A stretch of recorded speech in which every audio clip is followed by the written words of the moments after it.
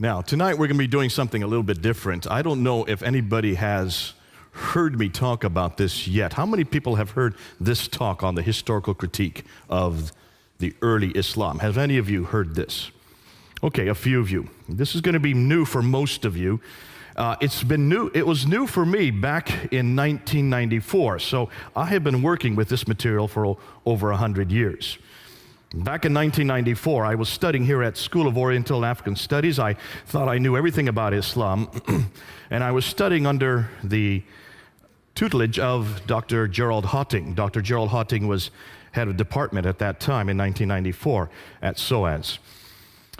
And he started introducing some new material that I'd never heard before, some new historical findings that were coming out that not only upset everything I had heard about Islam, but it upset the Muslims in the class as well.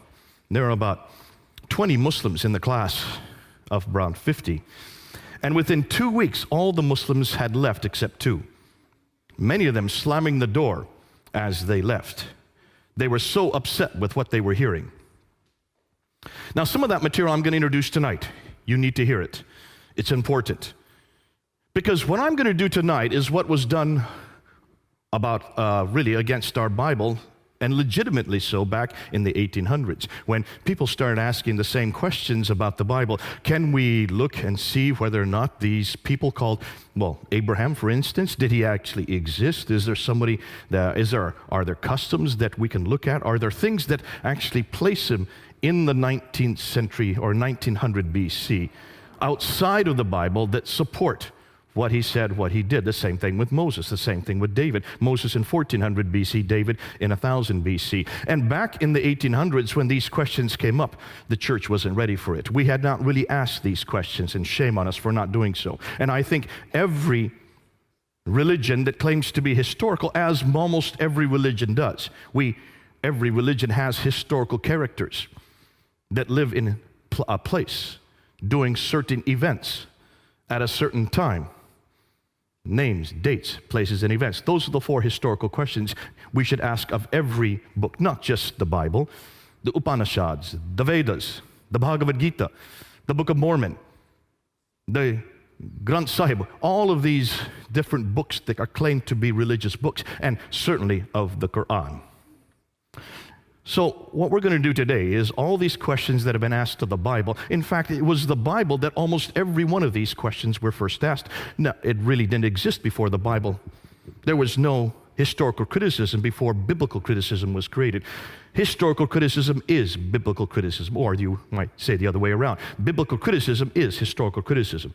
Redacted criticism, source criticism, all these literary criticisms were all applied to the Bible first, and now for the first time, we're applying them to Islam. And this is what Gerald Hotting was introducing me back in 1994.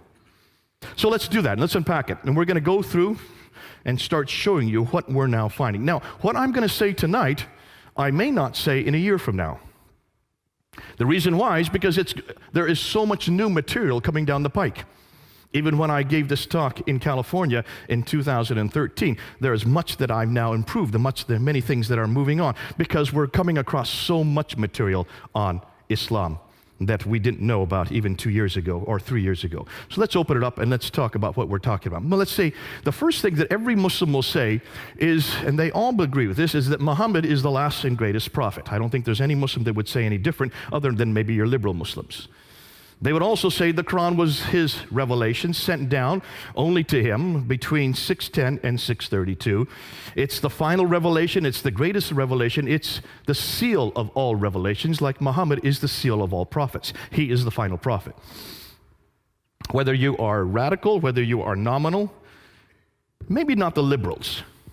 And many of the liberals are starting to question. In fact, many of the liberals here in Britain are starting to ask the questions I'm going to ask tonight. But certainly, 99% of Muslims around the world would all agree that Muhammad is the greatest prophet, the final prophet, and the Quran is the greatest revelation, the final revelation. Therefore, Islam is the final religion, based on Muhammad's life and sayings, the Sunnah, and on the Quran's teachings. Remember last week we talked about the whole paradigm that was introduced by Ibn Taymiyyah in the 1300s, that paradigm that suggested and also acclaimed to be a good Muslim, you must go back to the Quran, modeled by Muhammad, the book and the man, the book and the man, the book and the man, right? Remember that?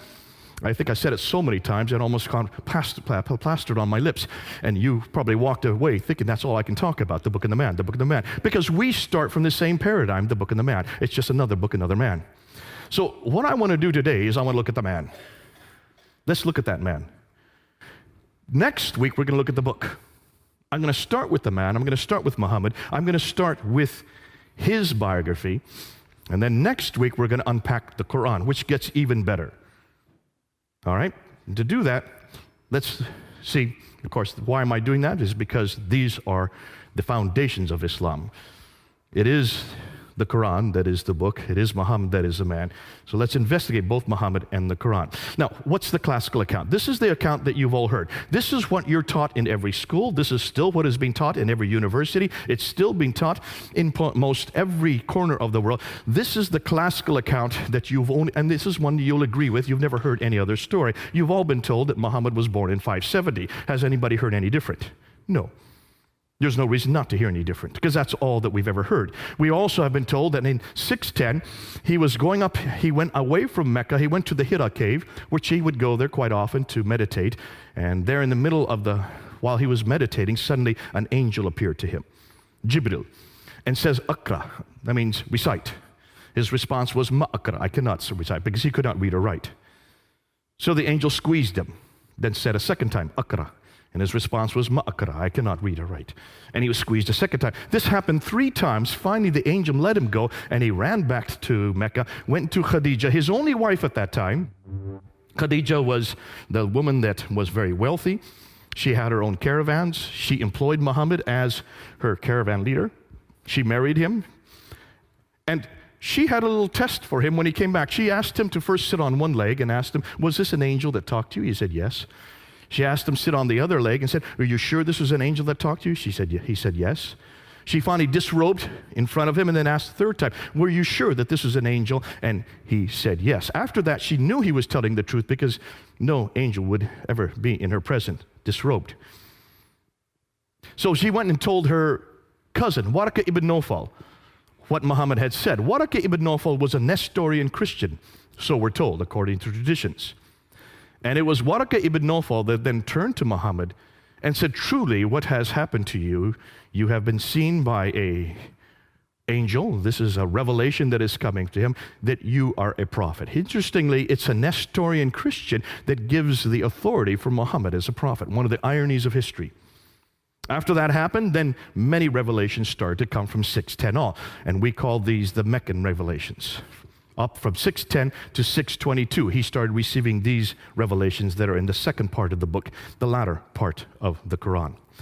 In 621, he woke up in the middle of the night and he was told by the angel to get on the back of a winged horse called the Burak, which flew him up to Jerusalem. And there at the rock, where the dome is now built, the Dome of the Rock, at that rock he then ascended to 7 heavens, met Allah. Allah said to pray 50 times a day. So he came down to the 5th heaven, met Moses, and asked him, how many times did he ask you to pray? He said, 50. That's way too many. Go back up and see if you can get it down. So he goes back up to Allah and gets it down to 45. He comes in down to the 5th heaven, and Moses, see if you can get it down more. And so he bounced back and forth between the 7th and the 5th heaven, bringing it down from 45 to 40 to 35, down to 15, 10, and finally 5 prayers. Once he got it to 5 prayers, then Moses says, fine, go on back down to earth, which he did, which is one of the another ironies of history, that the reason why Muslims pray 5 times a day is because of Moses. Isn't that fascinating?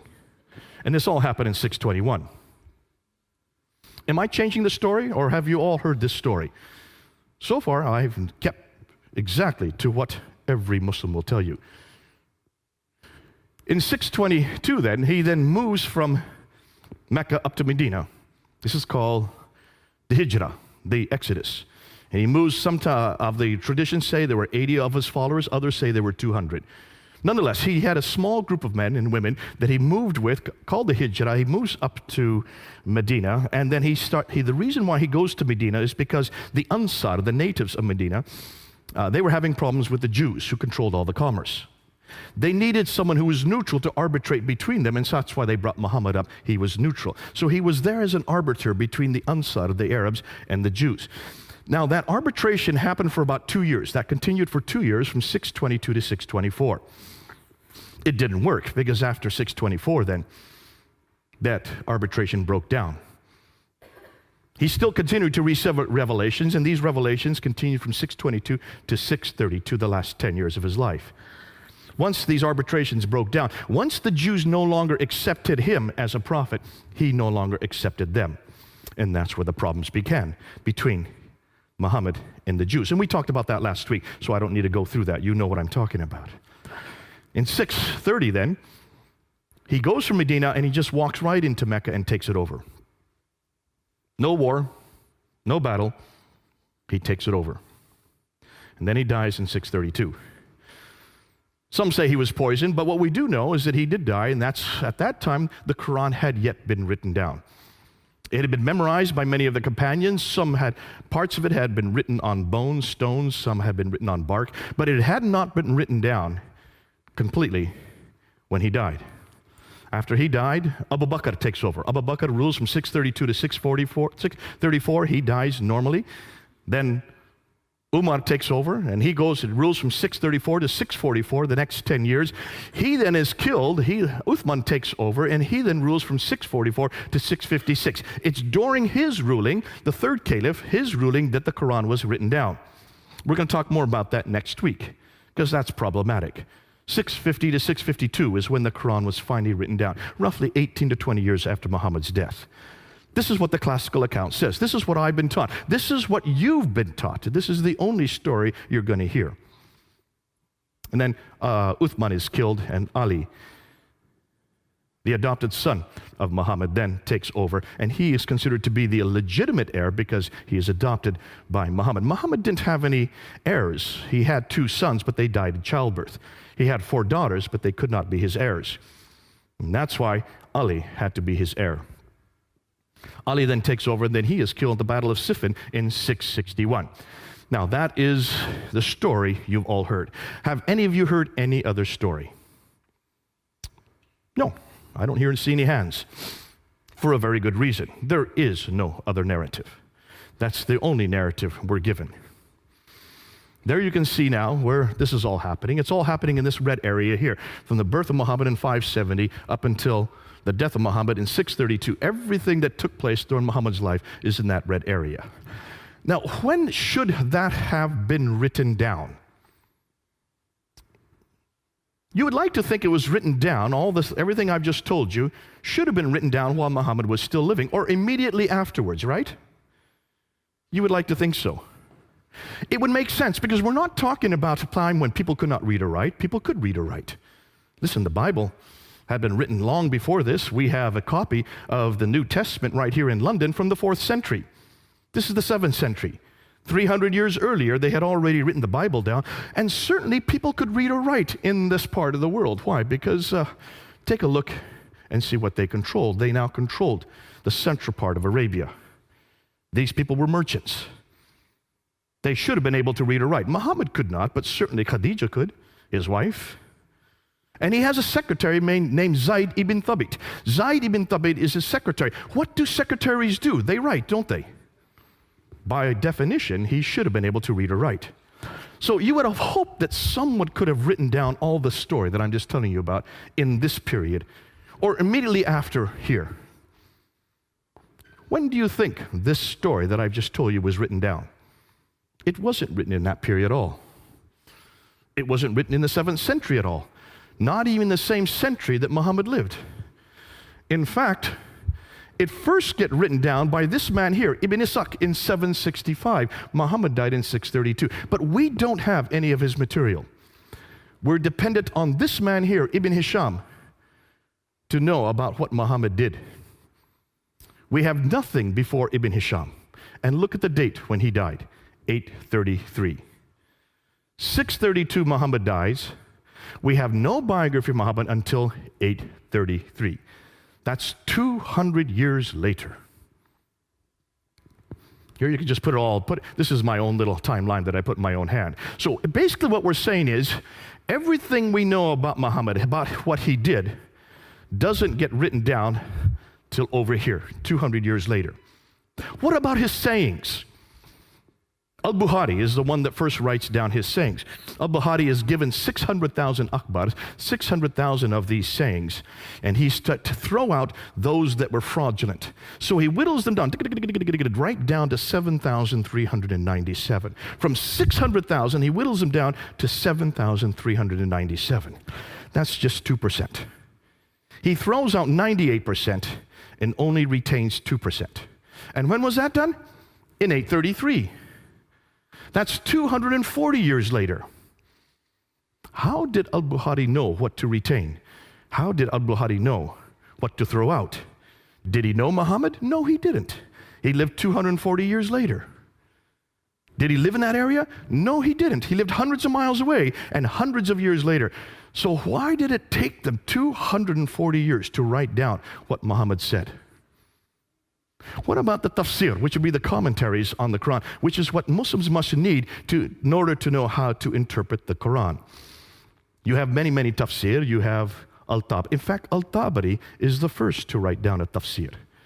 Take a look at his date. 923. That's the 10th century. 300 years later, because Muhammad died in 632.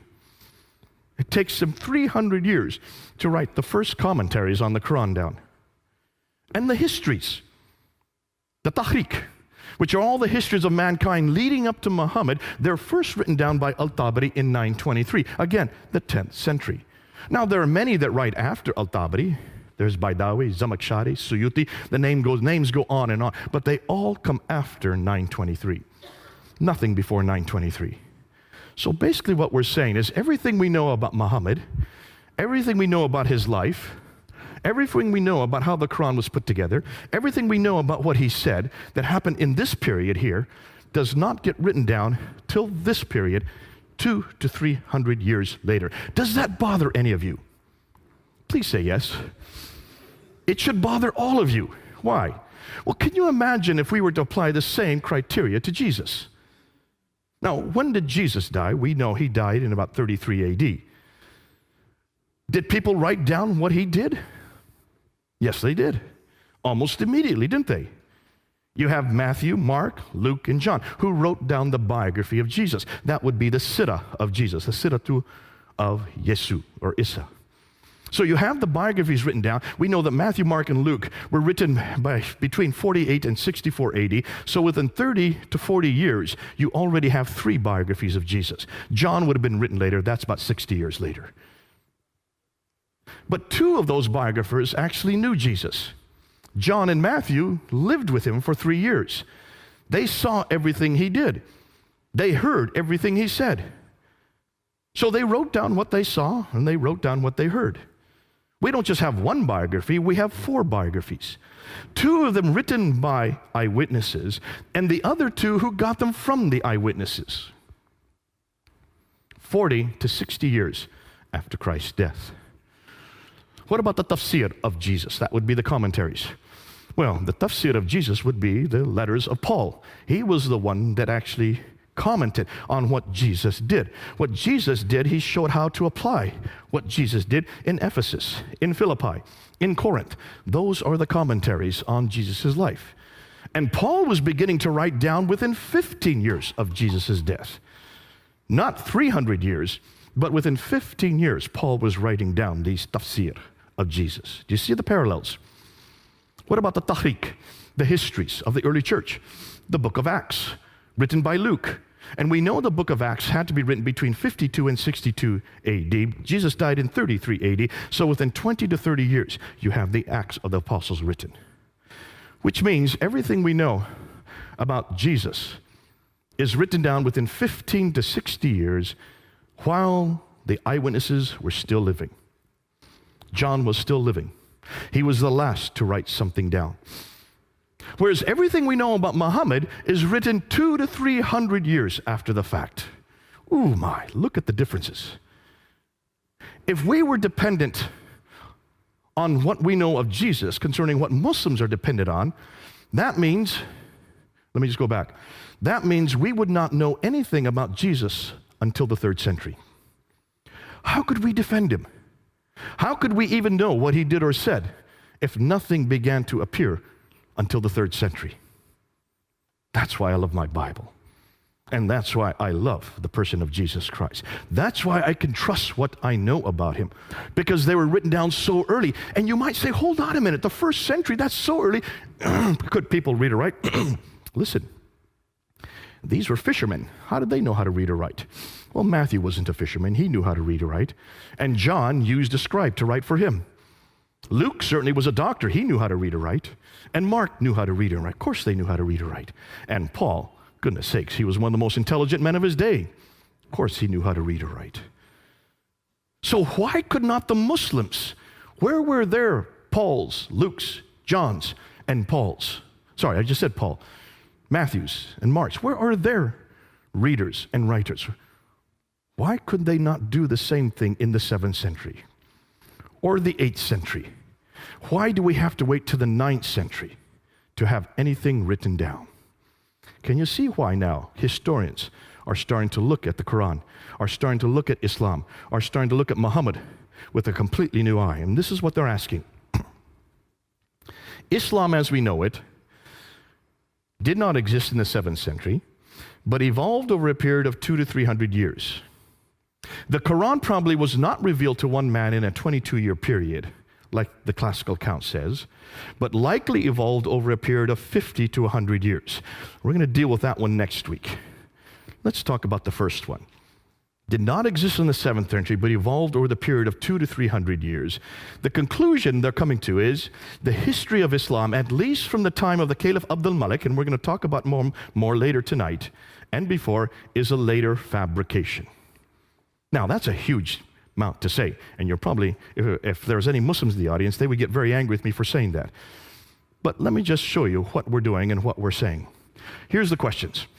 This is their concerns. If so much of the history of early Islam was written down so late, why did it take so long to write it down? Were these people illiterate? I hear that all the time whenever I ask my Muslim friends this. They were illiterate. I said, hold on a minute. No, they weren't illiterate. By 642, within 10 years of Muhammad's death, Basra, Baghdad, Damascus, Jerusalem, and Cairo were controlled by Islam, or at least by Arabs. Those are huge cities. These had lots of libraries. They could read and write for hundreds of years, thousands of years in these cities. Please don't say no one knew how to read and write in those cities. By 685, by the time Abdul Malik comes to power, all of North Africa, all the way from Spain in the west, in the other direction, all the way to India in the east, that whole swath of land was under their control. Are you telling me that from Spain to India, nobody could read or write? Not one person? No, of course they could read or write. In fact, they tell me, we're going to find out next week, that the Quran was written down by Zayd ibn Thabit in 632 to 634. Within 2 years of Muhammad's death, the Quran was first written down by a man named Zayd ibn Thabit, who was the scribe of Muhammad, the secretary of Muhammad. His whole job was to read and write. So where did the 9th century biographers get their material from? And since we don't have anything before the 9th century, can we trust it? Since it's so late, shouldn't we go back to the period these events took place? Shouldn't we go back to the 7th century and see what we find? And that's, as a historian, is what we need to do. Let's go back and see what we can find in the 7th century. And that's what now a whole slew of historians have begun to do, especially here in Britain. This is coming out of Europe more so than America. And this is why I heard nothing about this when I was in America. I only started hearing this in 1994. And that's why we've been working with this now for the last 20 years. And the people I'm going to go to are these scholars. Dr. John Wansborough, head of department at School of Oriental and African Studies here in the University of London. Wrote 2 books, Quranic Studies and Sectarian Milieu, in 1977 and 1978. And it's those 2 books that broke open this whole question. And he asked some very simple questions. Questions that should have been asked hundreds of years ago. If, when you look at the Quran, take a look at all the stories in the Quran, they just don't make sense for a 7th century environment. They make much more sense once the Muslims or the Arabs had moved out into the diaspora, where they would have come across these stories. Because these stories, actually, we know where the stories come from. Story of Cain and Abel in Surah 5, Ayah 31. That comes from the Targum of Jonathan ben Uzziah. The story of Abraham in Surah 21, Ayah 51 to 71. A great story but it does not come from the Bible. It actually comes from the Mishnah Rabbah. The story of Solomon and Sheba in Surah 27, Ayah 17 to 44. A terrific story with the hoopoe bird and the Queen of Sheba pulling up her skirts and she has hairy legs. That story does not come at all from my Bible. I don't remember her ever pulling up her skirts. Nor do I remember a hoopoe bird that could talk. Or that Solomon, who had created an entire air force that would drop stones on the enemy with the name of the enemy at the bottom of the stones. This is not in my Bible. I would have loved to have had that story in Sunday school for one very good reason. It's from the second Targum of Esther, which was written in the 2nd century. It was nothing more than an apocryphal account written by the Jews in the 2nd century and nothing more than as entertainment for their children. Yet you find it in Surah 27, Ayah 17 to 44. They shouldn't have ever put it in the Quran.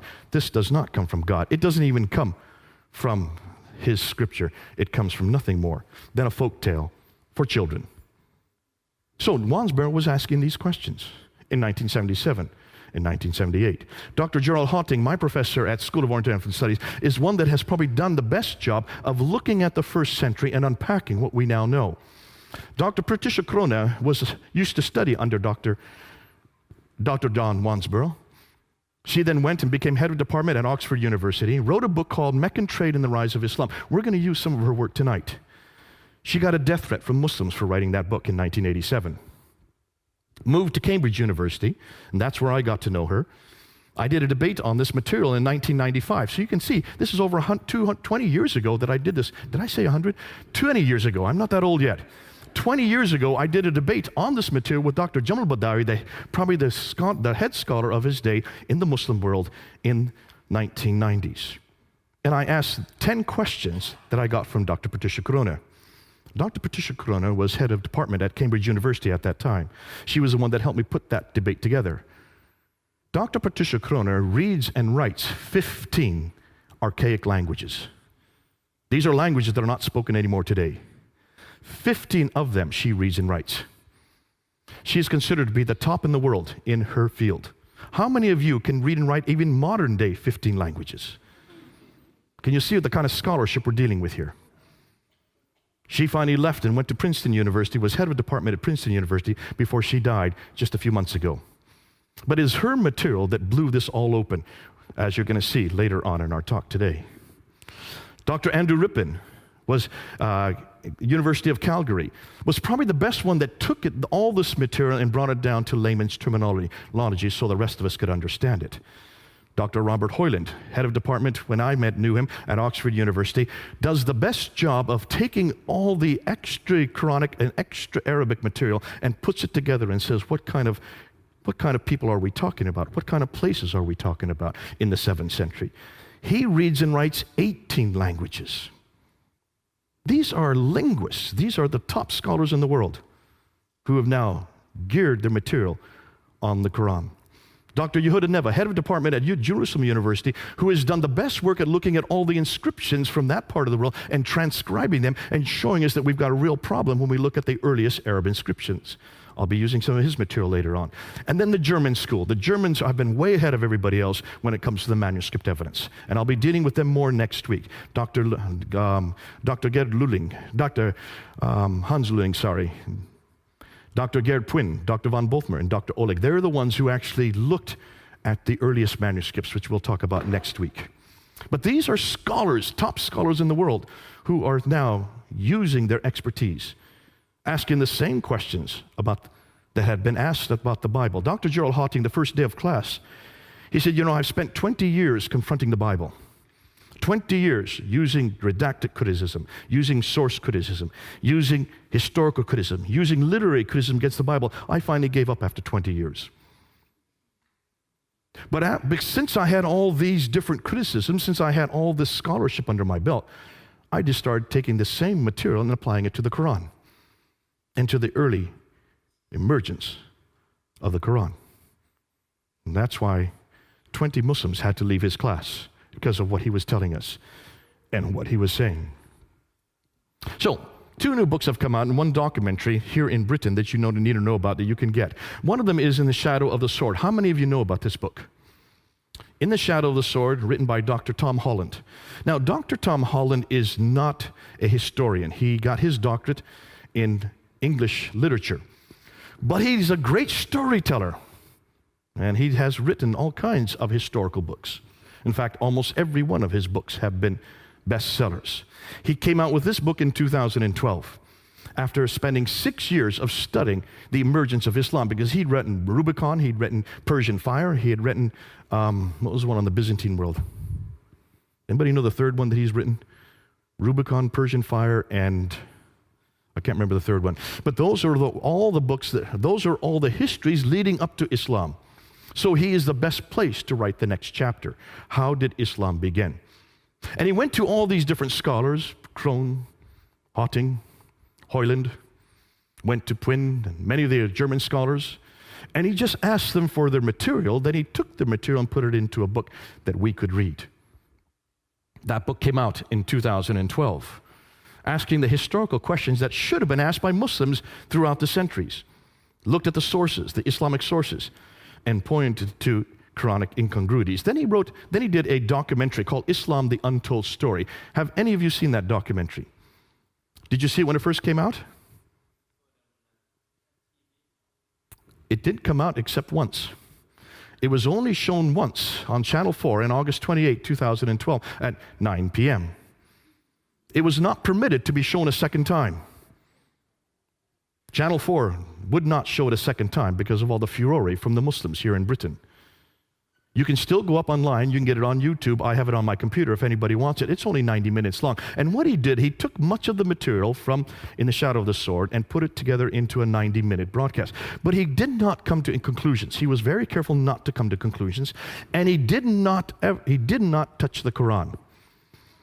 He did not want to touch the Quran. You'll see why next week. And then probably the best material that's come out is by this man, Dr. Dan Gibson, who wrote Quranic Geography. You can get it online. He's now putting it together into a movie. Quranic Geography came out, I think it was in 2011. And what he did is he started to look and see how Islam actually began. Dan Gibson is an archaeologist. His father is an archaeologist. His grandfather was an archaeologist. He lived amongst the Bedouins there in the Middle East for 20 years, learned their language, and then tried to go around trying to find out where all the geographical locations in the Quran were there in the Middle East. We're going to talk about him a little later because some of his material is absolutely earth-shattering. This is what they're finding. I'm just going to introduce this to you, and then we're going to come back to it. What they found is this. The first Arab inscription referencing Muhammad is not till 691. Muhammad died in 632. Isn't that interesting? There's no Arab reference to Muhammad earlier than 691. That's 60 years after he died. The first reference to Muslim, the word Muslim, is not till the 690s. So what did these people who were destroying and taking over Basra, Baghdad, Damascus, Jerusalem, and Cairo, what did they call themselves? Well, they called themselves Saracen, which is the Arab name for these people. They call themselves Hagarin because they are in the line of Hagar. They call themselves Ishmaelite because they were aligned through Hagar down to Ishmael, so therefore they would be in that line. They call themselves Maghreb because they come from the Maghreb, and they call themselves Muhajirun. These are the names they call themselves, those 5 names. The Muhajirun means people of the Hijr, people of the Exodus, people who are nomadic. The first reference to the word Islam is not till 691 on the Dome of the Rock, there in Jerusalem. And the first reference to the city of Mecca is not till 741. Muhammad died in 632. As you know, as I already said, the first biography of Muhammad is not till 833. Now let's unpack this and let's see what we're talking about. And let's start with Dan Gibson's material. Now Dan Gibson, when he was looking at the Quran, and you can do the same thing, he wanted to find out where the geographical locations were in the Quran. And he noticed there were 65 geographical locations. 9 places are named over and over again. And the names that come up over and over again are these people from Ad. 23 times it talks about this prophet who has contact and has relationship with these people from Ad. It doesn't mention who this prophet is. It just says the prophet, the messenger, the prophet, from the place of the prophet, from the place of the messenger. It doesn't refer to where he lives. Isn't that curious? In fact, you're not going to find reference to Muhammad. Oh, you will. They're in all the many, many references to Muhammad. Take a look, you'll see they are all in parentheses, which means they've had to been put in at a later date. Muhammad's name in Arabic is only found 4 times. 3 times in one surah alone. 4 times. How many times is Jesus found in the Quran? Try 93. So this messenger has contact with these people from Ad 23 times. 24 times he has contact with these people from Thamud. And 7 times for these people from Midian. Ad, Thamud, Midian, where are they? Well, they're not around Mecca. They're way up here. 600 miles further north. But here's Mecca way down here.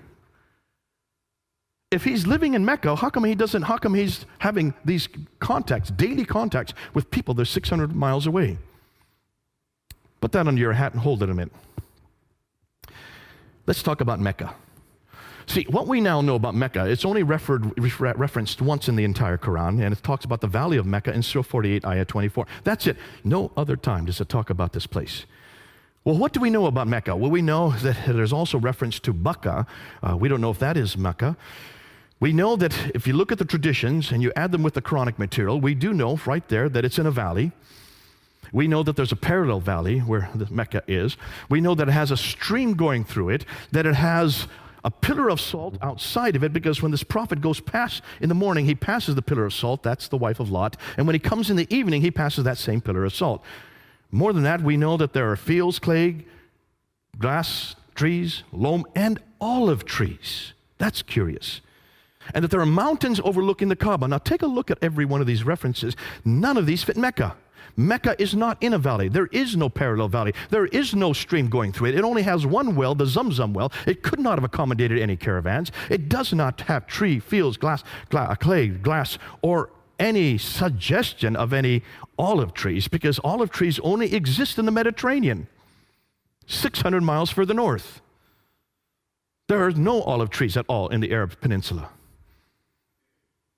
So, all of these geographical references make no sense for Mecca. Now, according to Islam, Mecca is probably the oldest city in the world, because according to Surah 7, Ayah 24, when Adam and Eve, when they were up in the Garden of Eden, which is up in space, when they were thrown out of that garden, they were thrown down to earth. According to the traditions, it was Mecca that they were thrown down to. So it would be the earliest sanctuary for all of mankind.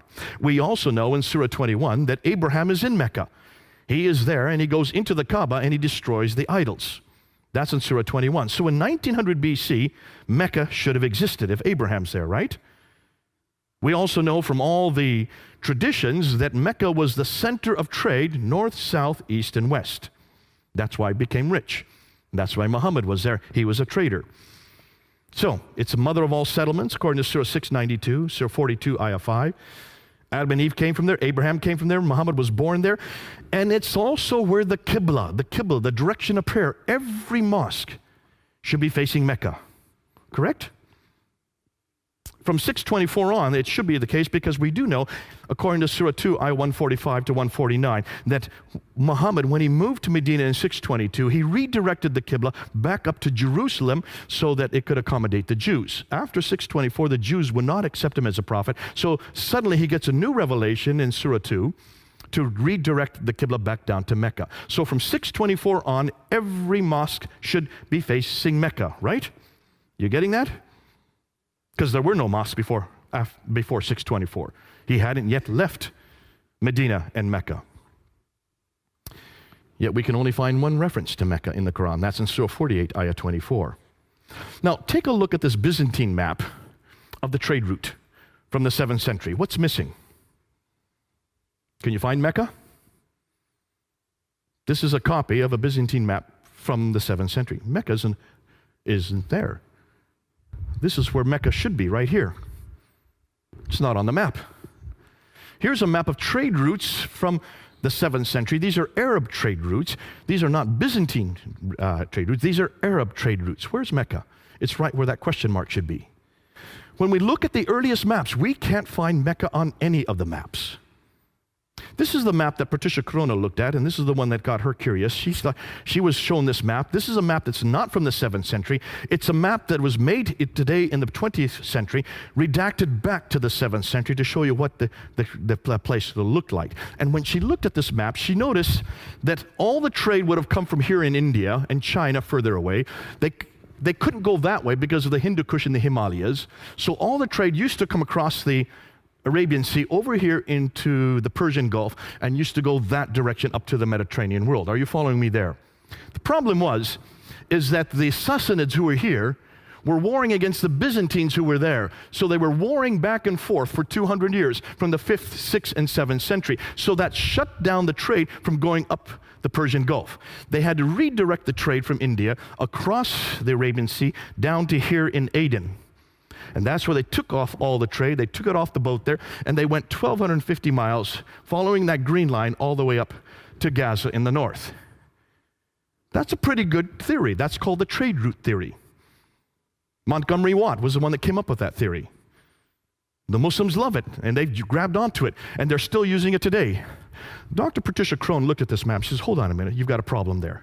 Let's see if any of you can find that problem. My 10-year-old son found it within 2 minutes. I'm not going to give you 2 minutes. Can any of you see a problem with that theory right there by looking at that map? No? No one's going to try? Should I give you a hint? Water. That's a pretty big hint. Go ahead, sir.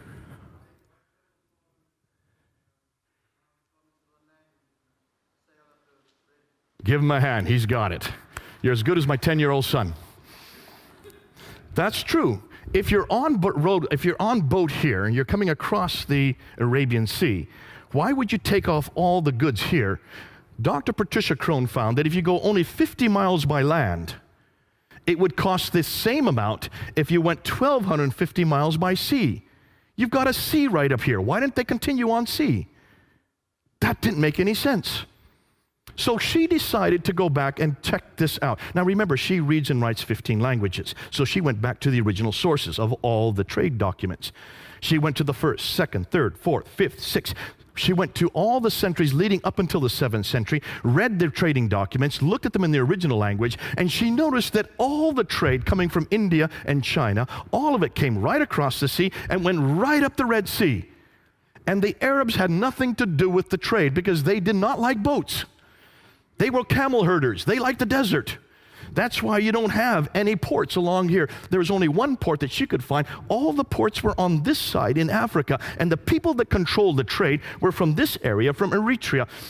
It was Agulus. The name Agulus comes up over and over in all the documents. The trading documents that she found over here had Eritrean names or Ethiopian names, African names. They were the traders, which makes a lot of sense once you look at the map. Then she noticed something else. See if you can see this. I don't know if it's hard for you to see because it's so far away, but take a look at there. Here's the trade route, the line, the green line. It comes up to Taif. This is the Western Plateau, all the way up. And then from here in Taif, it goes off the plateau down to Mecca. There's Mecca. It's not on the plateau. It's about 1,000 meters off the plateau. They would have to go down to Mecca to go to a place that had no water, then come back up 1,000 meters to get up to Yathrib up here. Why had no one noticed that before? This is nothing new. It's been around for hundreds of years. Why did no one notice that Mecca's not on the trade route? It would have made no sense to be on the trade route. Why? Because it's too far down. It had no water. When you go from Sana'a, from Aden here, up to Najran and Sana'a, up to Taif, then you go straight up to Yathrib, Khaybar, Tabuk, and then on up to Gaza. Why had no one noticed this before? So she decided to look and see what was it that made Mecca, if it had anything that made it rich. She was told, according to the trade route theory, that it had 15 spices, and that's why it became rich. So she wrote her book, and she decided to do research on all 15 spices. If you read her book, Meccan Trade and the Rise of Islam, she takes a spice per chapter, or a chapter per spice. And she found that none of the spices, except for 2, even came from Arabia. They either came from India and China, or they came from Africa. The only two spices that came from Arabia were frankincense and myrrh. And they came from the southern part, the Hadramat, this part here, which is Yemen and Oman today. Nothing about any spice from this part of the world. The only trade she could find that were going up the Western Plateau was milk and leather. You cannot create an entire empire made out of milk and leather. Now, when she came out with this book, it blew open everything we knew about Mecca. She decided, well, let's find out what people knew about Mecca. So she went to every document she could find. She found documents written here in Ctesiphon, which is way up here. That is Baghdad, right up there. It's called Ctesiphon. That's the old name. They had come down here to Yathrib, and they came across silver. They had silver mines all over Yathrib. That's not too far from Mecca. Yathrib is what is Medina today. She looked at their documents. No reference to any place called Mecca. She couldn't find any reference from the 1st century, from the 2nd century, from the 3rd, 4th, 5th, 6th century, from the 7th century. No reference to Mecca. So when did she find Mecca? Not till 741. 741. Muhammad died in 632. She couldn't find any reference to Mecca earlier than 741. That's a whole over 100 years later. So what is this city? Where is this place that Adam and Eve were sent down to? Where is this Kaaba that supposedly Abraham rebuilt with Ishmael? In fact, she found out, not just Hitti found this out, in almost every one of those oases, in Najran, in Sana, in Taif, in Yathrib, in Tabuk, in Khaybar, all of these oases had Kaabas. It was quite normal to have a Kaaba. You have a Kaaba with gods in it, idols in it, then when the merchants would come along, they would go and pray to their idol, and you would get money for it. It was a great way to enrich yourself. There wasn't just one Kaaba. There were many, many Kaabas. Why hadn't anybody noticed this before? Well, take a look at modern Mecca today. Maybe you've seen this picture. Look what they're doing to Mecca. They now have the 3rd tallest building in the world in Mecca. This big clock tower. That clock tower now, that face is 45 feet across. It's the largest clock in the world. Has 4 faces. It's the 3rd highest building in the world. That was made by the Germans. They modeled it after Big Ben. That's Big Ben there. They have the same model. Why? Because they want to make Mecca the center of time. They wanted all of us to now move to Mecca mean time and get rid of Greenwich mean time. Have you heard this? That's why they built that clock tower. But they're not stopping there. Look what else they're building. This is the future of what Mecca is going to look like. These are their diagrams. There are 2 different plans, either this plan, which is circular, or that plan, which completely eradicates. And take a look what it's eradicating. There are the building cranes going on right now. Here is Muhammad's house, where he grew up, where he was born. They're now destroying his house. Here is Khadija's house, where his wife grew up. They're now destroying her house. Why are they destroying these houses? And why are they cementing it all up? Any idea? Because they've heard what we're finding. They now know that there is no historicity for Mecca. So what better way to destroy the evidence than to cement it up? Folks, can you see what's happening as we speak? Muslims all over the world are upset. But the Saudi Arabian government is continuing. They're going to build 62 of these buildings all around the Kaaba so that all the rich Muslims can have air conditioning when they come to do the Hajj. That's their reasoning for it. I would suggest the real reason is to destroy history. So there is no historical record. So you cannot confront them with this material. You can see why. Mecca did not exist before 741. It's too late.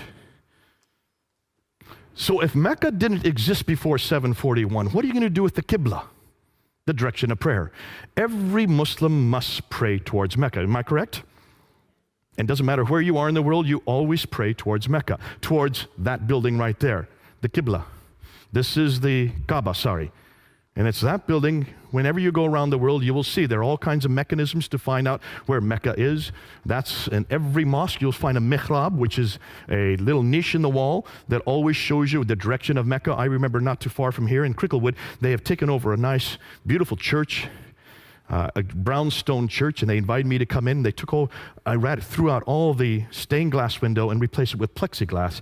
And then the imam wanted to show me, see, we've taken all the pews out and put down rugs. And now, Mr. Smith, now we have the Qibla going in this direction. He says, now we have corrected the church. It is now facing Mecca.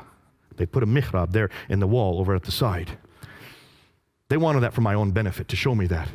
When you go around, when I was in Malaysia, in my hotel room, in every hotel room, they had the Qibla in every hotel room. You can now use these objects to find the Qibla. You even have an app on our phones now to find where the Qibla is. Doesn't matter when you are, where you are in the world, you can always know where Mecca is.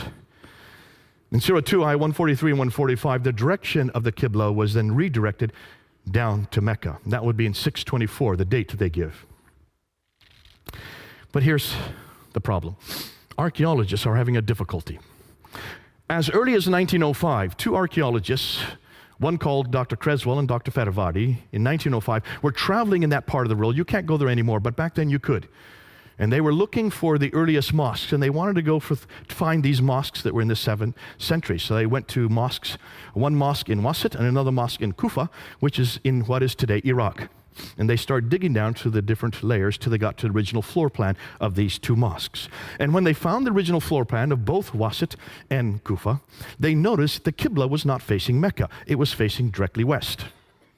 When they went to Egypt, outside Egypt is Fustat, the garrison town. When they went to the mosque in Fustat, just outside of Cairo, when they dug down to its original floor plan, they noticed that the Qibla was facing east. It should have been facing south. It should have been facing down here. But Kufa and Wasit were facing that direction. Fustat was facing this direction. So they said in 1905, it must be facing Jerusalem. That was their conclusion. And when I first found out about this back in 1994, even my professor, Dr. Hotting, when he brought this up, I raised my hand and says, well, what's your conclusion? He says, I don't want to come to any conclusion. I've already lost enough Muslims here for my class. I said, you've got to come to conclusions. If the earliest mosques that we've been able to find are facing west and east and not south, then it looks like we have a different Qibla. He would not, in class, say any more. But you can see immediately, if you look at the map, there's a problem here, isn't there? Now, Jarkey of Edessa in 705 also said that the Qiblas. So from all this it is clear that it is not to the south that the Jews in the Maghreb is the name for the Arabs at that time, in the regions of Syria pray, but towards Jerusalem. He thought it was Jerusalem as well. He was actually wrong. Dr. Dan Gibson decided to pick up this argument. He had read about it. He'd heard about the debate I had had on it. He also knew about that this was a problem. He saw also that there was a problem. So he decided to do something that no one else had done. He decided to look at all the earliest mosques, but you can't go to the earliest mosques today and see where the Qibla is because they are all facing Mecca. Every mosque is facing Mecca, anywhere in the world.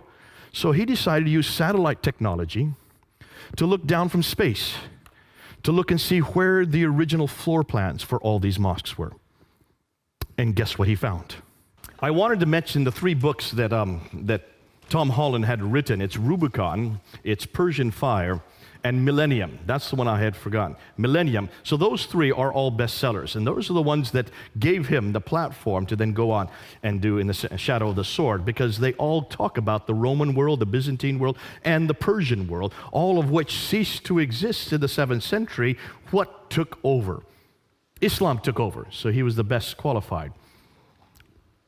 Let's go back now to Dan Gibson, and let's talk about what he found. Remember, he goes and he wants to find out where all of these mosques were facing, using satellite technology, looking down on each of the mosques. This is what he found.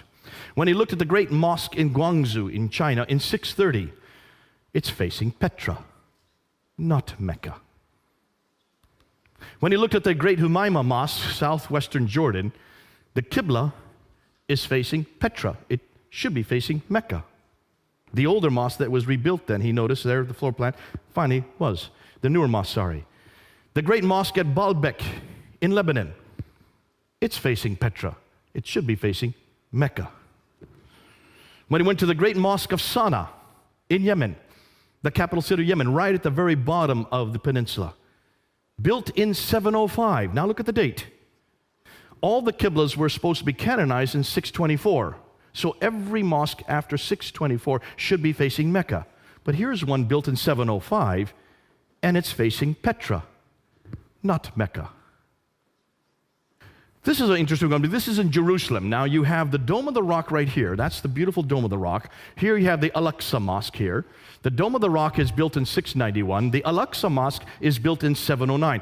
Look at the entire citadel, including both the Dome of the Rock and the Al-Aqsa, are all facing Petra. 691, 709. The entire citadel is facing Petra, the third most holy shrine in Islam. The Damascus Mosque, built in 709, it's facing Petra. It should be facing Mecca. The Anjar Mosque in Lebanon, look at the date, 714. It's facing Petra. It should be facing Mecca.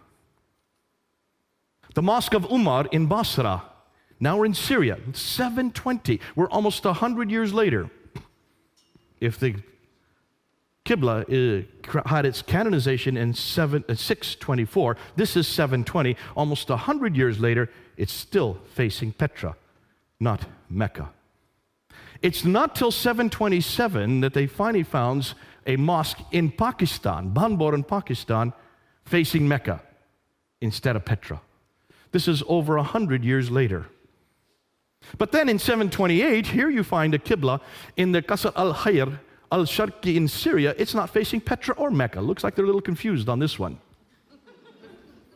Now here's what's interesting. Take a look at this mosque from Amman in Jordan. This is the older mosque built in 700. It's facing Petra. They then rebuilt another mosque behind it and above it in 740. It now is facing Mecca the right way.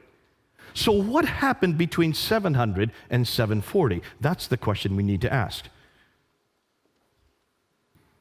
The Mushata Mosque in Amman, now we're in 743. It's back to Petra again. This is 120 years later. The Rabat, now when we get to North Africa, they don't seem to know where to face.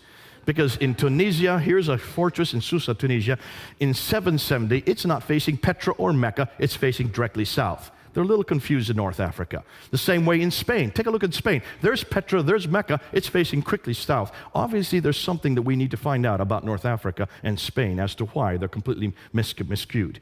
The great mosque in Karaoun in Tunisia in 870. Now we're into the 9th century. See, these are much later mosques. In the 9th century, there seems to be some type of confusion here because they're not facing Petra or Mecca. It's facing straight south again, much like you found in other North Africa. But take a look at these were up until 725, excuse me. Up until 725, every Qibla was facing Petra. And what's interesting is they were all uniformly facing Petra. I've heard Muslims try to say, well, they didn't know their direction at that time. Listen, these were camel herders. They went through the deserts. There were no roads in the deserts. And even the paths they used to take would be covered over by a sandstorm. So how did they know where to go? They used the stars. They were brilliant at knowing direction. Otherwise, they would have died. You can't tell me they did not know where Petra was or where Mecca was. The fact that they're all facing Petra until 725 shows me. So from 622 to 725, every mosque he looked at was uniformly 100% facing Petra. Between 725 and 822, there seems to be a confusion.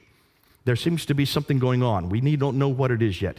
But there was still backwards and forwards, especially in North Africa. They didn't know where to go. So 12% of the mosques were facing Petra. 50% started now to face Mecca. 38 were parallel or in other directions.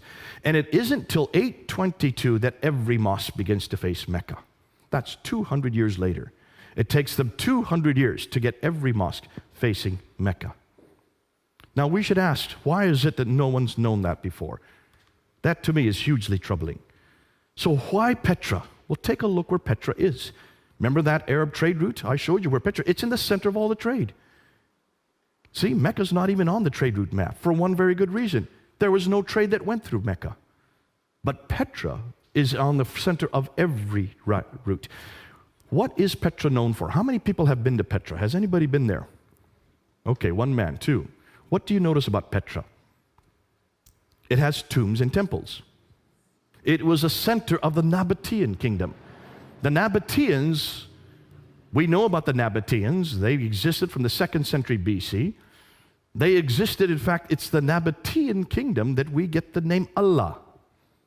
Allah is a Nabatean god. The black stone that's in the Kaaba comes from Petra. What's more, Arabic, the language Arabic comes from Nabatean script. They are the precursors to the Arabs. And yet all of their mosques and all of their temples all around the world were facing Petra up until 725. Let's take a look at Petra even closer. Look at Petra. It's in a valley. It has a parallel valley. It has a stream going right through it. It has fields, trees, grass, clay, loam. It has olive trees. It's near this. If there was ever a pillar of salt that Lot's wife would have been, it would have been close to Petra, because that's exactly where that event took place. Petra has all the items listed above from the Quran and the Islamic traditions. Everything that we see in the Quran and the Islamic traditions fit Petra. None of them fit Mecca. Thus, could it be Petra that all these places were referring to? What's more, take a look at Ad, Thamud, Midian. Remember the people that are referred to in the Quran over and over again? 23 times these people from Ad, 24 times the people from Thamud, 7 times from people from Midian. Take a look and see where they are. They're all around Petra. They lived right around Petra. No wonder whoever was writing or whoever was coming in contact with these people, they were living, whoever that person was, that messenger, that prophet, was living 600 miles further north, not in Mecca. Mecca's way down here. 600 miles between the two. So what's the significance? And this is what we need to unpack today. We don't know anything about Muhammad at all in the 7th century. Now, we do know from outside sources. We do have this from extra Quranic sources. We do have references to Muhammad. The Doctrina Iacobi, which is right here in the British Library, written in 634, refers to him by name. But it doesn't say where he's from. It doesn't say what he does. It just warns people, be careful of this man Muhammad. The writings of Sabaeus, written in 660, do talk about Muhammad and warn the Christians to be careful of him, but it doesn't place him in any place, nor does it give him much significance, other than the fact that he was a man who did an awful lot of warring. What's interesting is the earliest documents we can find from within Arab sources, from within Muslim sources, the Maghazi documents, which are the earliest part of the Siratul Rasulullah, written by Ibn Hisham in 833. The earliest documents that Ibn Hisham was dependent on are the Maghazi documents. The Maghazi documents means raids. He was a raider. That's what he did. Now can you understand that even his biography from 624 to 632 are about raid after raid after raid after raid. He was involved in 29 raids himself, and he planned another 39 according to his own traditions. That fits the man that we're talking about. It fits the historical character. But nowhere does it say that we can find of these raids being way down in Mecca. It looks like they must have been much further north. His biography doesn't even appear till the 9th century. His city doesn't appear till the 8th century, 741. Thus, much of what we know of Muhammad is written down hundreds of years later and hundreds of miles away. It looks like he is nothing more than a later redaction, possibly Abdul Malik, putting back onto a historical character that which the man who put back didn't never know. So Humphrey's conclusions, Islam in the Prophet's life as we know it was not derived from the 7th century, but evolved over a period of 200 to 300 years and redacted back onto the Prophet's life and compiled in the 9th century. And that's what now the historians are now concluding. And you can see why they're coming to that conclusion.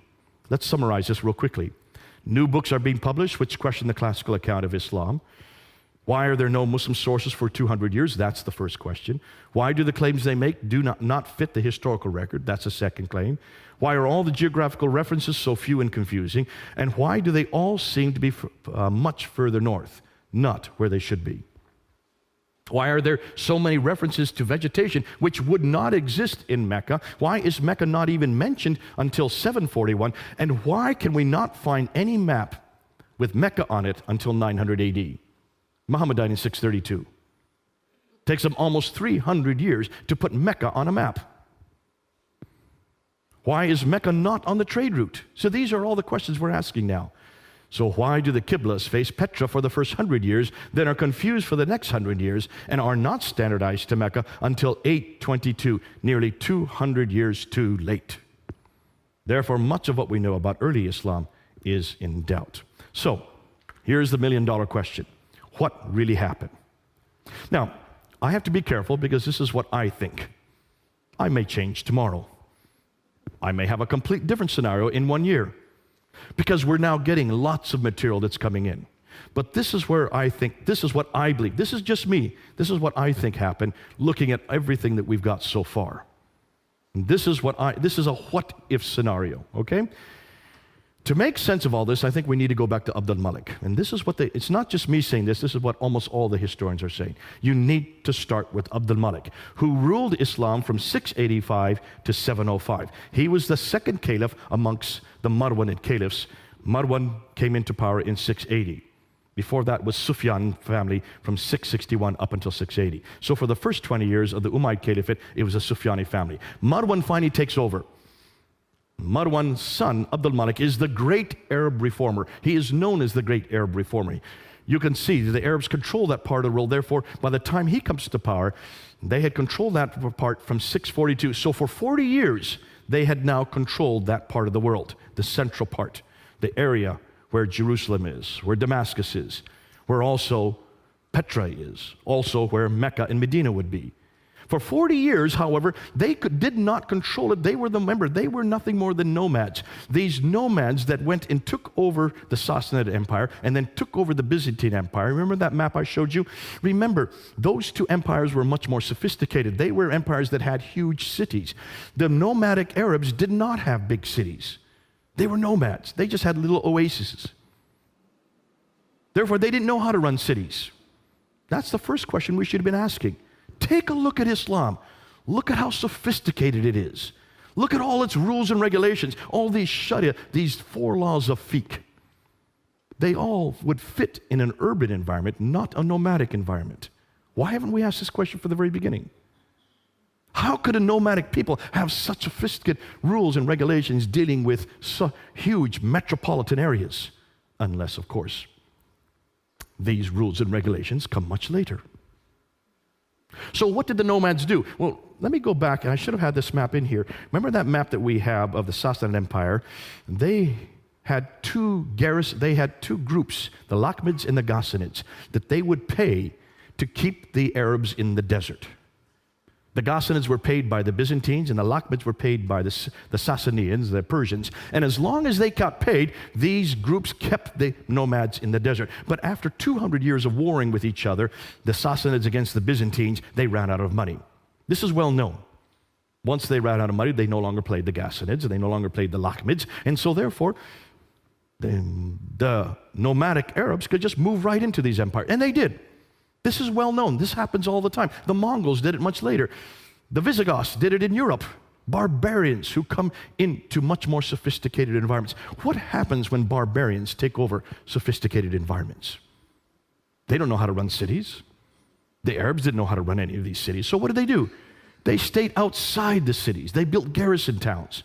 But someone had to run these cities. Who would they have chosen? Well, they chose people like them. People who also came from Abraham, but not through Ishmael, through Isaac. Cousins, Jews and Christians, who did know how to live in cities. And they were also very literate, and they were also very academic. And that's why they used the Jews and Christians to run the cities for them, because they were cousins of Abraham. People of the book, Al-Kitab. What's more, these people because they were so close to them, then took on a status called Mauli or Moali. This is well known, that they took on like an indentured status. They could not actually be Muslims unless they converted, but there was no such idea of Muslim at this time. There was no name of people called Muslim. There was no religion called Islam. We don't have those references until 690.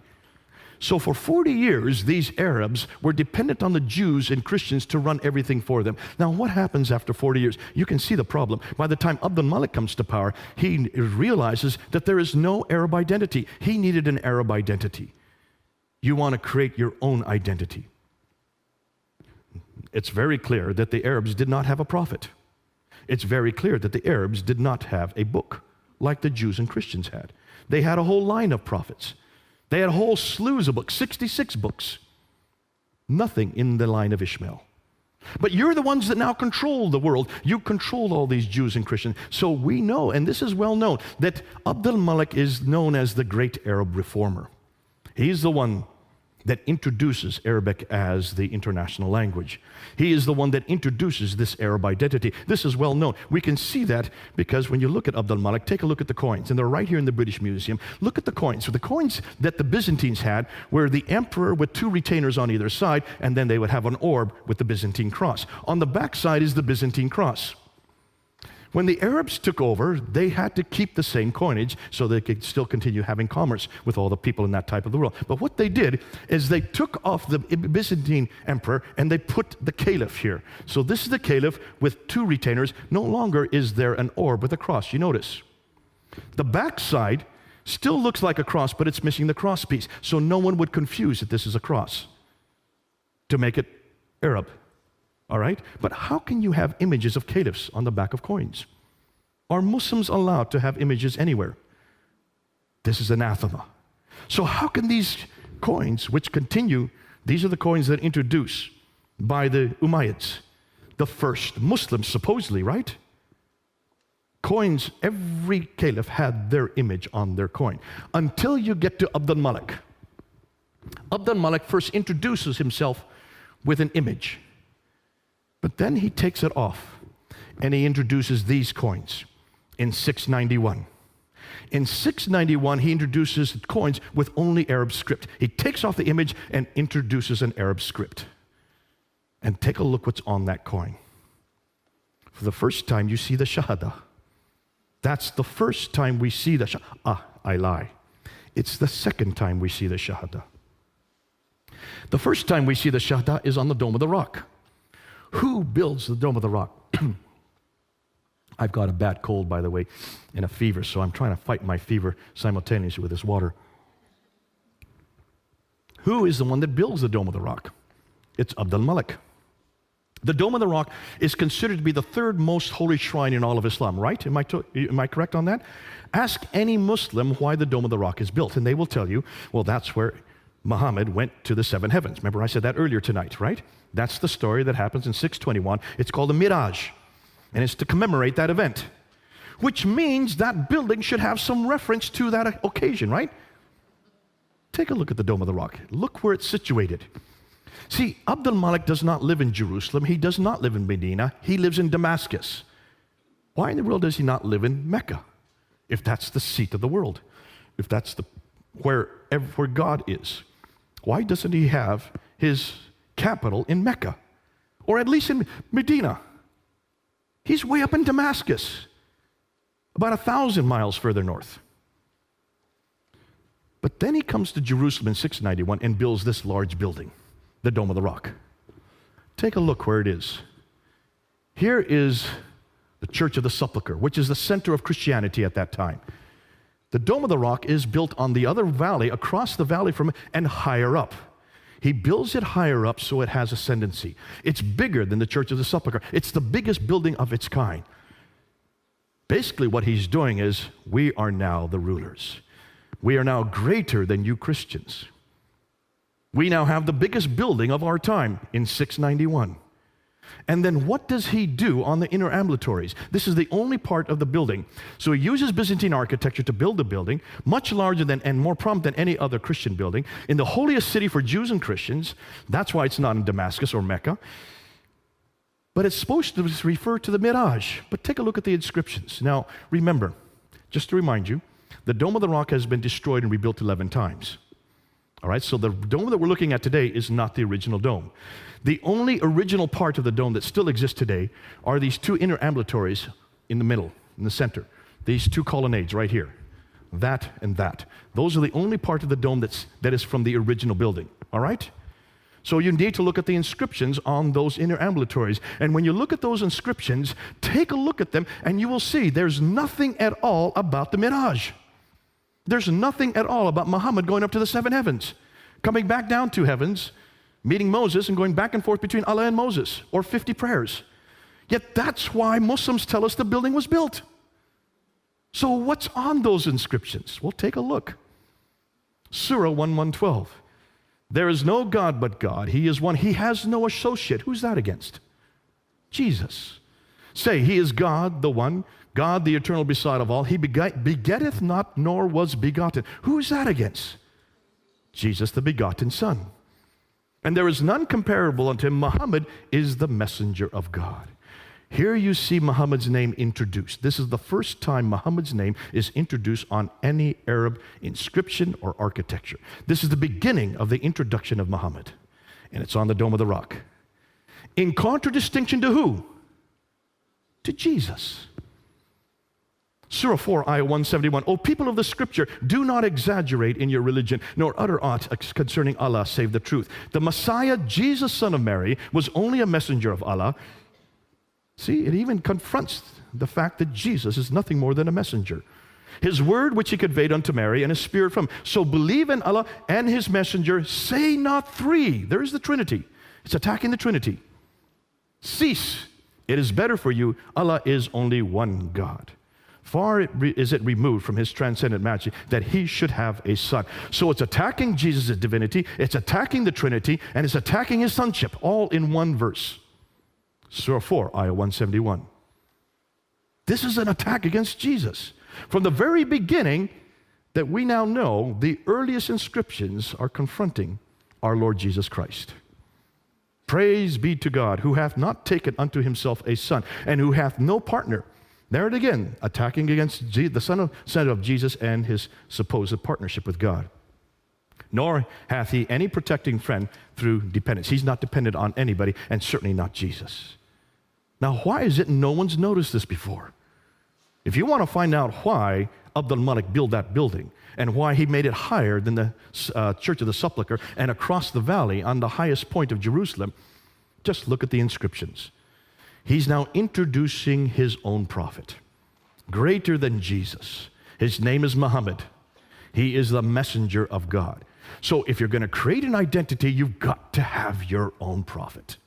Because so far, they've been dependent on all the Jews and Christian prophets. That's why 19 of the prophets that are listed in the Quran all come through Isaac. Where is the prophet that comes through Ishmael? Only Ishmael's name is there. They need a prophet to create that identity. They build the building. They introduce his name.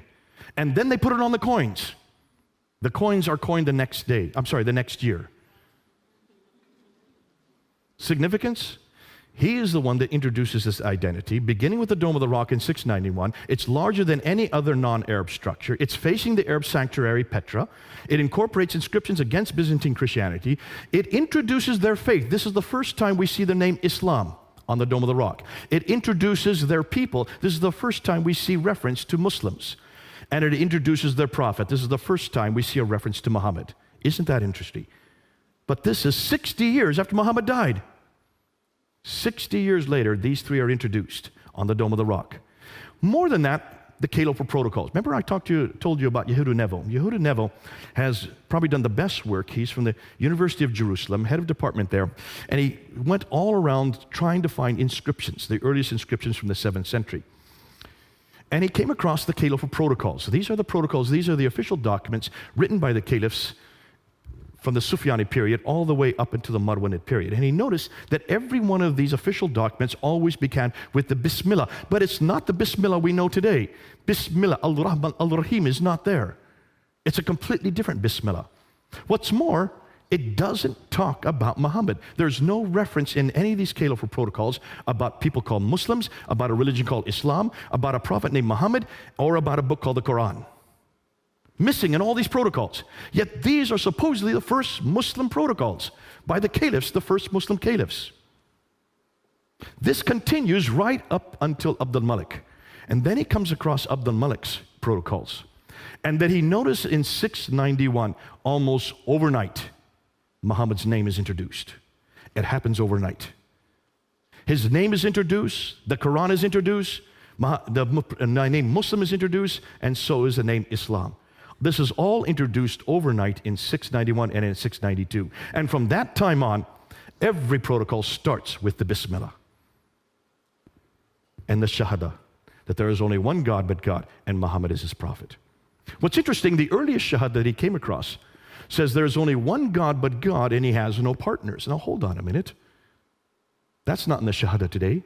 So even the earliest Shahada was an attack against Jesus Christ, the partner, supposedly, of God.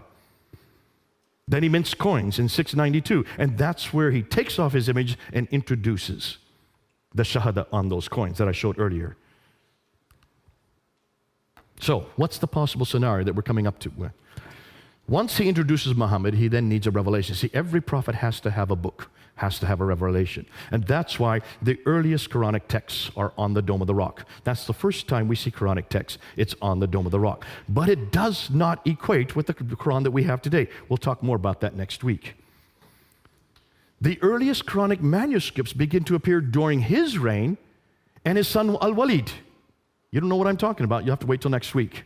We're going to show you the dates of the earliest manuscripts next week. None of them are complete, nor do they parallel today's Quran completely. They continue to be changed and corrected up until the 9th century. Now, this is all new to you. You have to come back next week and we'll show you what we're talking about. The sanctuary Petra is then destroyed in an earthquake in 713. What happens whenever a sanctuary is destroyed? Well, as the people know, whenever their sanctuary is destroyed, that means God no longer has favor with that sanctuary. You've got to change your sanctuary, because this is God's way of saying, this no longer is my sanctuary. Because earthquakes always come from God back then. So where are you going to change it to? Well, you're going to go back to where the Marwanids came from. The Marwanid family comes from the Hijaz, from Central Arabia. So they then bring it down and they introduce it in Mecca. That's why Mecca was chosen. But see, Mecca doesn't make sense. Let me tell you why. Take a look at Mecca today. What do they do in Mecca? Well, they go around that Kaaba 7 times. Well, who does that? Where does the number 7 come from? It comes from the Bible, right? Then they run back and forth between 2 pillars, the Marwa and the Safa hills. What's that got to do with God? Why do they run back and forth?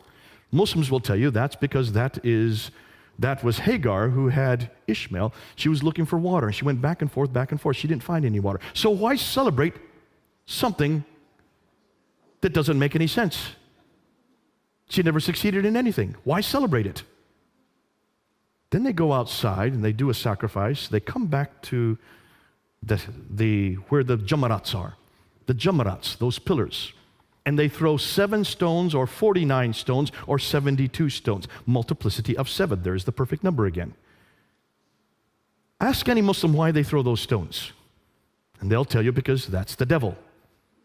But there are 3 of them. There's not 3 devils. So where do these 3 come from? Ooh, I love that. I think we know where they come from.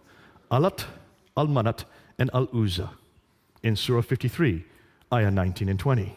These are the goddesses.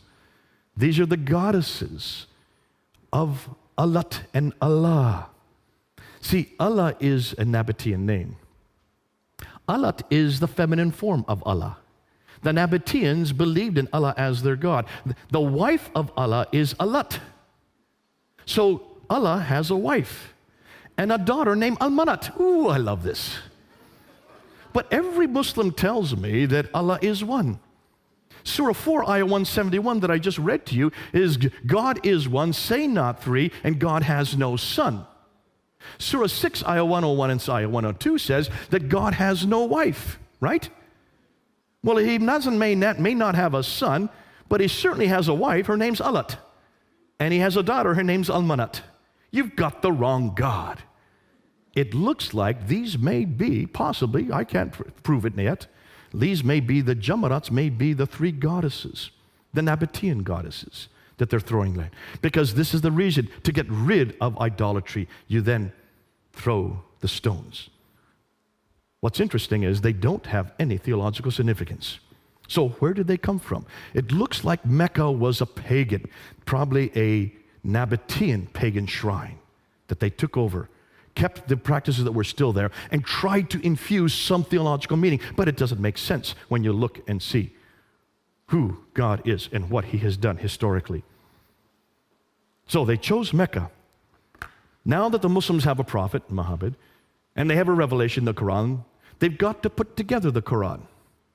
Ooh, wait till next week. Wait till you show you what we have found. Now they got a revelation and a prophet, they need a sanctuary, so they choose Mecca. Now that they have the three ingredients, they now need to have a history. You've got to create a history. You've got to put Muhammad in his own place. You've got to put him in his own milieu. Now can you see why it took them for another 100 years to finally get that together? And that's why Ibn Hisham was given 600,000 of these Akbar. I believe that's probably true. He was given 600,000. Of all these supposed different histories, he threw out 98% of it and only retained 2% of it, and that's what we have Al-Bukhari take. He is the first one to write down the sayings of this prophet. Take a look at Al-Bukhari. There is contradiction after contradiction, and they do not make sense, and they contradict the Quran. We won't even get into that tonight. So now you've got the Sirah with Ibn Hisham, then you need the Sirah is Ibn Hisham, then you need the sayings, the Hadith, and that's with Al-Bukhari. That comes in 870. By the time they get the Sirah in 833 and the Hadith in 870, they also need to have rules and regulations. Take a look when all four schools start to appear. The Hanafi school, the Maliki school, the Shafi school, the Hanbali school. They all begin to appear in 820 and later. Nothing before 820. That's the 9th century. 200 years later and hundreds of miles away. Why? Because now the laws have to be created. And that's why they borrowed right, left, and center from Roman law and also from Sassanid law, Persian law. And then once you get that, then you've got to make sense of the Quran. By that time, the Quran is formed, but it is full of contradictions. Just take a look at the Quran, borrowing from many different sources. If you borrow, you've got to make sense of it. That's why the tafsir had to be created. And the tafsir do not start to begin to appear until the 10th century, 300 years later.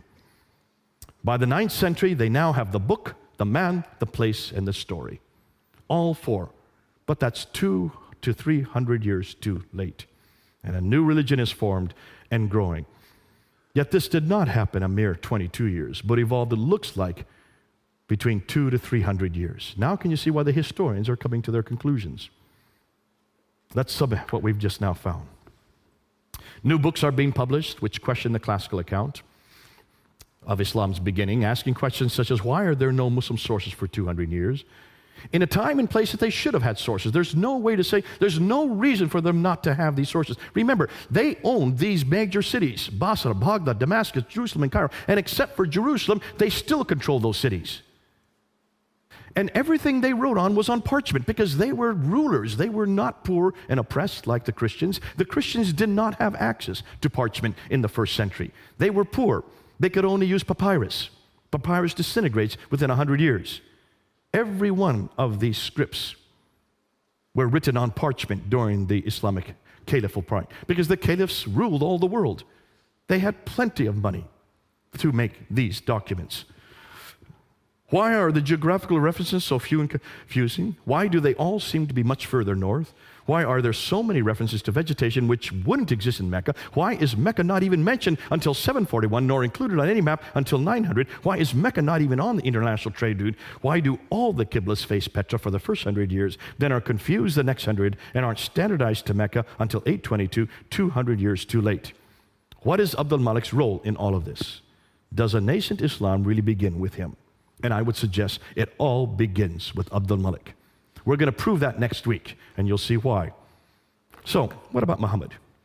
Since much of what we know about early Islam is now in doubt, since much of the Quran is also in doubt, we'll see that next week, since nothing is known of Muhammad until the late 7th century, or Mecca until the 8th century, or his history until the 9th century, hundreds of years later and hundreds of miles away, can we conclude that Islam is nothing more than a later redaction possibly begun by Abdul Malik, then continued on by his descendants Al-Walid and others, proving Muhammad had nothing to do with the Quran. So who is he and what is his purpose? They've got the wrong man at the wrong place doing the wrong thing at the wrong time. What about Jesus? We know where Jesus was born. That's pretty clear, in Bethlehem. We know where Jesus grew up, in Nazareth. We know where he died, in Jerusalem. We know what he did especially for the last 3 years. We know from eyewitness accounts, Matthew and John. We know from hostile accounts. Look at Thallus, Tacitus, and Josephus. They are the ones that tell us about the crucifixion. They are the ones that give us his name. Thallus and Phlegon were debating about the crucifixion in 52 AD. These were Greek historians. These were not Christians. And they mentioned that when Jesus died, 20 years earlier, because 52 AD is just 20 years after the crucifixion, within 20 years they were debating the fact that when he died, the sun went dark and the earth shook. That's a Greek historians. Tacitus, who had nothing good to say about Christianity, he hated Christians. Yet he's the one that says that this Jesus died during the time of Pontius Pilate under the rule of Tiberius in 33 AD. That's why we know that he died in 33 AD, because of Tiberius, the historian writing at the end of the first century. So there's a Roman historian giving us reference to Jesus. What about a Jewish historian like Josephus, the greatest historian of his age, writing in Rome? He says in the early 2nd century, he talks about Jesus. He even mentions the brother of Jesus, mentions about the death of Jesus, and mentions about the death of his brother James. And then curiously, he also happens to mention that the Christians believe that Jesus rose again. The only reference we have to the resurrection from outside a biblical source comes from Josephus, a Jewish historian. So there you have a Greek historian, you have a Roman historian, you have a Jewish historian, all talking about Jesus and his death. That's why we know, and we can be sure of what he died and where he died. These were all written within, certainly the accounts that were those by the eyewitness, within 50 to 60 years, the extra hostile accounts within at least 100 to 120 years.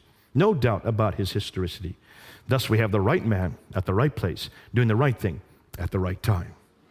That's why I love my Jesus. We don't have any problem with him.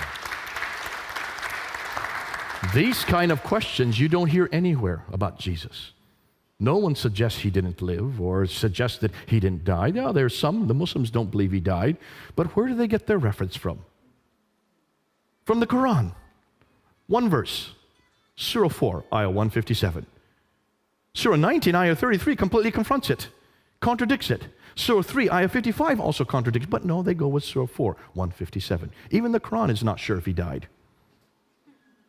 Many Muslims today don't know who died. They know someone died. They all agree that, but they think maybe someone else was given his image and he was put on Jesus' place and he went up on the cross. Can you imagine someone getting the image of Jesus and not saying anything about it? Don't you think the man on the cross would have said something? I would have. You've got the wrong guy. More than that, you mean John didn't know Jesus, didn't know the man on his cross? He'd been with him for 3 years. He was his favorite disciple. What about Mary? She knew her own son. Would not a mother who'd known her son for 33 years not have known if that was her son on the cross? And why did the man on the cross not even intimate that he shouldn't have been there? Look and see what he says. Is there any doubt that he knew what he was doing? There on the cross, Father, forgive them, for they know not what they do. That's my Jesus. Ooh, I love the historicity of Jesus. You look and see who Jesus is in his historicity. N.T. Wright mentions that when you look at Jesus and compare him, if you take a look at Jesus, you need to find out what happened historically in the first century to see if we've got him placed right. And he says, take a look and see what Josephus says that are the 3 major debates that are happening there in Judaism in the first century. He says the debate was on the church,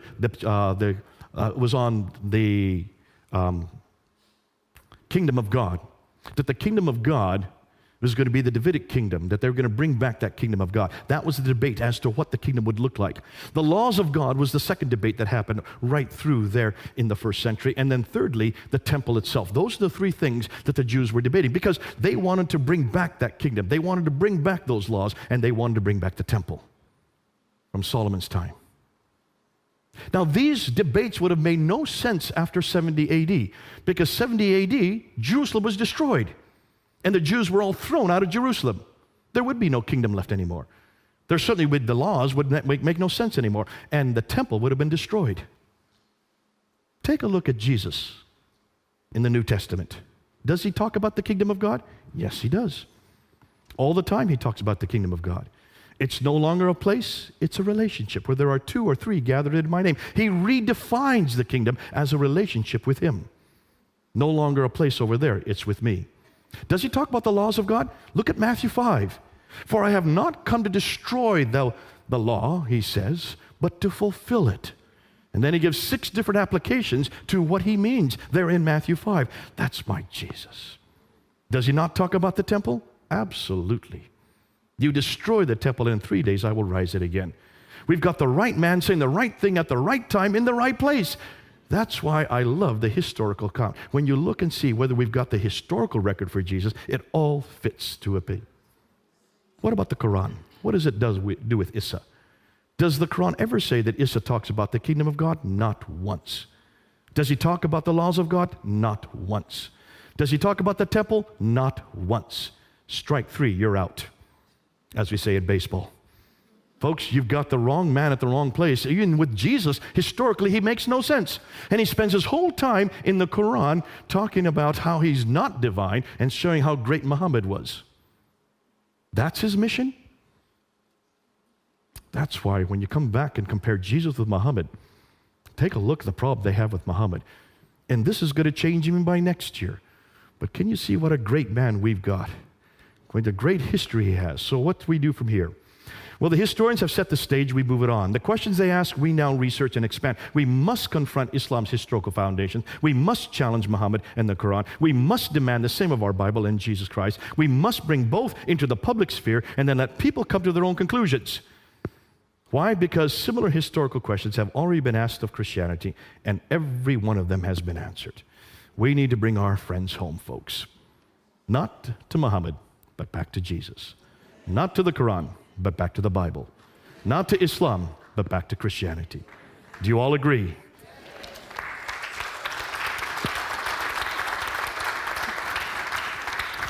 Let's pray. Let's pray. Our Heavenly Father, we want to thank you for this evening, because what we have done here, Lord, is to take that which is neutral, that which we don't own. We're looking at artifacts. We're looking at buildings. We're looking at timelines.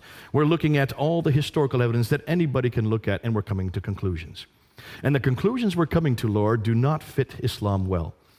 But the conclusions we know of your God, of your Son who came down to earth 2,000 years ago and who lived for 33 years, that history we can stand.